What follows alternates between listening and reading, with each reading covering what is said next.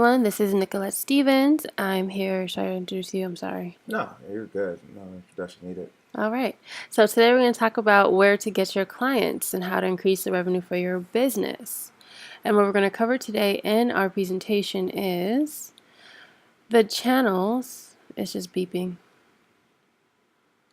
Is the marketing channels available to you as a business owner, and how to identify your ideal client so you know who and how you want to target.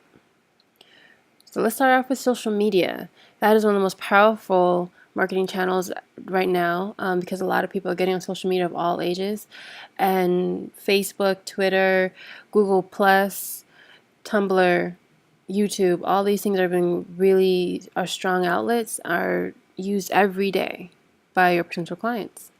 Yeah, and honestly, the good thing with social media too as well, it's really easy to put yourself out there in front of your potential clients. I mean, Facebook ads, Instagram ads. I mean, obviously you have Google ads too as well. YouTube is really great. These are all platforms, and we'll touch a little bit of our favorites too as well. But like we mentioned earlier, I think Facebook is probably one of the most popular Mm-hmm. tools right now that you can do to get clients and put you in front of clients. I mean, after that too as well, you have Instagram. Instagram's huge. I mean, using hashtags and things like that links you guys up with a bunch of different things. I mean, All over the world, yeah, and that's anyone can see. exactly, and that's the really good. Another tool that a lot of people don't use is YouTube. Really easy, great Mm-hmm. for SEO. It does it for you. It's really, I mean, between Facebook and YouTube, YouTube is still number one when it comes to views and SEO and putting you out there so people can know more about your product, what you're selling, and things like that. Agreed. And the next thing we're going to touch on is email marketing. It's a great channel, people. I love it because you can do what's called educational selling and basically provide general information to entice your client, potential consumer, to want to learn more about your ad. So I know we have a few fashion people out there, e-commerce people. Like you can even do something like you see the second picture. They just did a general like nice chic little look. It's not even selling an item really. It's just showing a few things of how you can put a look together, and then they can click more into your site to see what looks, how to do that through your products. We also have MailChimp. They do some cool things. They're introducing a new product. They're not even saying come buy me. They're just saying, hey, this is a new product that you can use. So yeah. And another thing, just to add on to that, I mean, the cool thing with email marketing, though, it allows people to get to know, like, and trust you. I mean, it's one of the Yes, that's a tools that big I thing. use now, thanks to you. I use it to, obviously educate a lot of prospects and potential clients on what we're doing, the events we're having too as well. We're able to bring in a lot of people through the door just because we email market. We use pictures too as well to kind of explain what we're doing in my gym. So, I mean, very more kudos to you for that. Thank you, Nikki. Anytime. Next thing we hit is face-to-face marketing. It's an old but goody one. You can never beat meeting someone, starting a conversation at networking events, expos, even just getting coffee in the line in Starbucks in the morning. Everyone is going off to work or going to a business something, and you can just start a conversation. Yeah, and another good thing with the face-to-face networking events, for example, with my gym business, there's a lot of businesses out there that have your same type of clients, Hmm. so we've met massage therapists, we've met yoga too as well through these networking events and these seminars and stuff like that. So it's a great way to, use Cross promotion. cross promotions exactly. So that's Exactly. another way to do that and get a bunch of different leads through your doors and obviously get a lot of clients too as well. Hmm.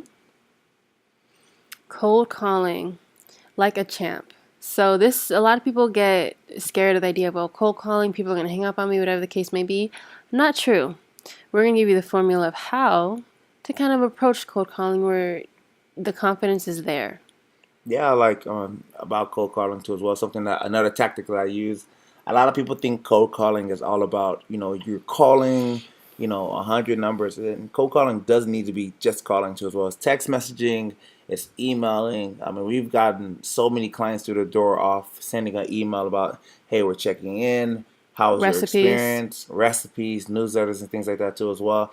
It doesn't have to be as negative as people think. not at And the all. cool thing with that is like you can hire an admin or somebody online to get potential clients of yours, and then you just send them emails.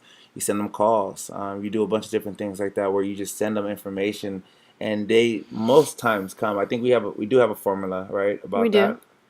Next Yeah. slide. So, how to prepare for cold calling and not sound like the typical salesperson where you just want to hang up on them. Prepare what you want to say. Know what you're going to say. Don't sound skittish. Sound warm. Sound approaching.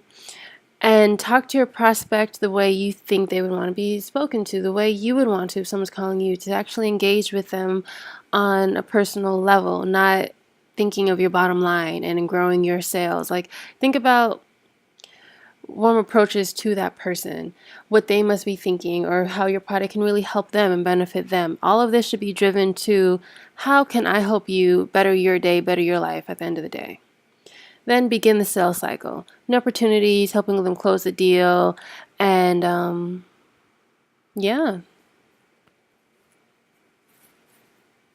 Lastly, we have referrals. A lot of people are afraid to do this for some reason. You have one or two clients that you love working with who are using your product, who have nothing but positive things to say. Ask them to share it. Ask them if they know a family member, a mother, a daughter, a coworker, whomever the case may be. Hey, do you mind sharing this information with someone that you know? And you can even make it fun by making almost a game out of it. There are a lot of people who run what's called referral contests. To whomever refers the most people can get a discount, can get something free, can win a prize. That always helps when you incentivize your referrals. Now, lastly, what you take away from this presentation is how to find your client. To start off with, these are questions you want to ask yourself of who is your ideal client, so you know who you're even talking to. First thing, when you think of your ideal client, what do they look like? What do they do? What is their gender? What is their age? Where do they live? Things like that. Those are things you want to think about. Where does that person spend most of their time? Are they always in their emails? Are they always on social media? Are they always, do they go to Starbucks? Are they in the, like, however, whatever you think your ideal client does on a regular basis, that's what you want to begin to understand, because that's going to give you an idea of how to get in front of them. If they're email heavy, where there may not be a social media person, they may have a Facebook but never use it, most likely they check their emails. Email marketing is going to be your friend. If you see that they're always on Twitter or they're always on Instagram, Snapchat, social media is going to be your friend. Those are things you kind of want to start asking yourself, and that's going to help direct you to your target market, your ideal client, and let you know where you should be spending your time marketing. And one of the best things too, as well, one of my mentors said to me is like, you're not going to sell everyone, right? So there's no product out there that can literally send to everyone. So condensing everything, creating your ideal client, your avatar, I mean, it's huge for helping you one make more money, but helping you streamline your clientele. I mean, like Nikki was saying, where does your client spend most of your time? Just using my business as an example, most of my clients are, moms, ages 30 to about 45. They're married. They need help to lose weight and things like that. I know that because I've created my avatar.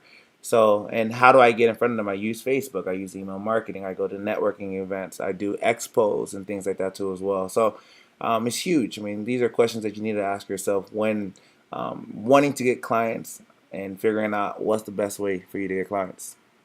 Agreed. Well said, Carl.